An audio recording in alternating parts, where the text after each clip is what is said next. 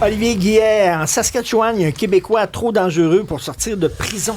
Oui, en fait, c'est un fraudeur là, qui avait contribué à détrousser 100 000 $ auprès des aînés, donc un vrai de vrai fraudeur de la Saskatchewan à partir de la rive sud de Montréal, donc des opérations à distance. Son nom, c'est Solfian El Gamal, un résident de Candiac âgé de 28 ans.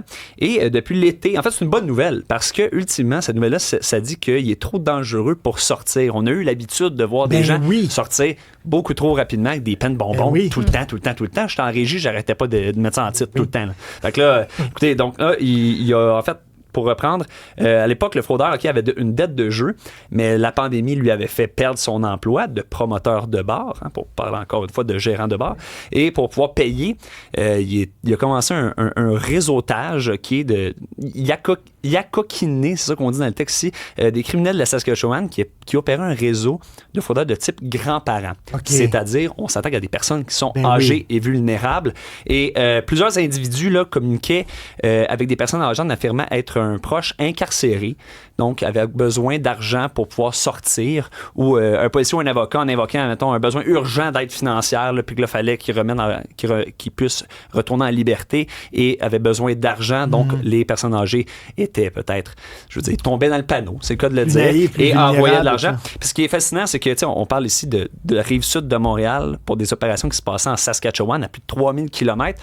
Et il restait pas les bras croisés parce qu'il s'assurait aussi d'avoir un réseau de chauffeurs. C'est-à-dire qu'il allait sur les lieux récolter les paiements. À distance. Donc, il a vraiment fait... Écoute, c'est terrible. Là. Il a tout fait une opération pour pouvoir avoir des gens qui se dirigeaient par-ci par-là, aller voir les personnes comme directement. Tu dis, là, ça fait du bien de savoir que quelqu'un... C'est pas une peine Netflix avec les deux pieds sur le pouf. Donc, il reste en prison. Cette personne-là est cotée trop dangereuse. Merci beaucoup, Stéphanie. Bien, parlant de deux pieds sur le pouf, il fait pas chaud à l'extérieur. Donc, on est bien content de retrouver nos séries télé à la maison. Mais ce soir, c'est le début de Sucré Givré. Hein, donc, la version hivernale de Sucré Salé avec Jean-Philippe Dion qui commence ça en grand parce qu'il est allé en France revoir Lara Fabian sur le plateau de The Voice parce qu'elle est juge pour la saison de 2026 et ils vont la voir aussi à Bercy. C'est son tout premier spectacle à Bercy, donc d'aller la voir dans cette préparation-là.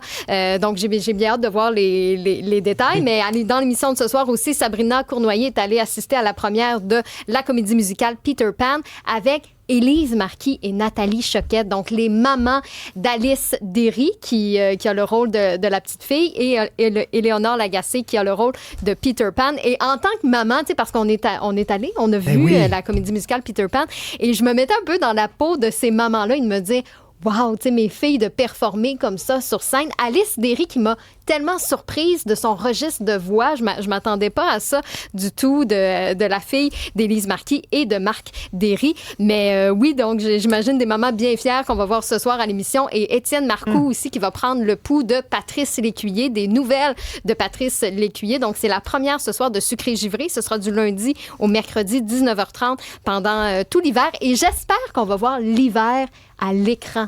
Tu sais, d'avoir des entrevues à l'extérieur. Tu sais, je sais que c'est pas facile, tu sais, même pour l'équipe technique, tu sais, d'être à moins 30 puis d'essayer de filmer avec les mains gelées puis tout ça. Mais tu sais, de voir nos paysages du Québec. Tu sais, le Québec, c'est ça. C'est 4 pieds de neige à l'extérieur. Tu sais, donc j'espère qu'on va voir... Tu regardes la TV des fois puis tu vois des pubs qui se déroulent l'été puis tu te dis, écoute, c'est bien bizarre. Oui, c'est ça. Fait que j'espère que oui, mais j'ai quand même confiance en Sarah Dufour qui fait partie des collaboratrices parce que, comme elle le chante si bien, parce que chez nous, c'est ce qui est doux. Donc, je m'attends quand même à ce que Sarah Dufour nous amène ce côté-là hivernal. Une petite affaire. Oui. Il va y avoir une série qui s'inspire un peu de Yellowstone. Indomptable. Ça commence mercredi. OK, c'est une chicane entre deux familles. Oui. Les Richer contre les Martineau. Est-ce que penses-tu que c'est inspiré de ton Verdun natal? Mon père, c'est un Martineau. Oui. Ma mère, c'est une Richer. Ben voyons donc. T'as dit? Arrête. Hein? Ma mère, c'est une Richer. Huguette Richer, Jacques Martineau. Ben là, mais vous, ça se finit bien, là, parce qu'ils se sont mariés ensemble. Là, je pense que ça parle de chicane dans deux familles. Mais vous, ça a bien fini. C'est un documentaire sur ma famille. Je le sais bien pas. C'est ce qu'on verra à compter de mercredi. Il va falloir encore cirer quelqu'un. Merci beaucoup.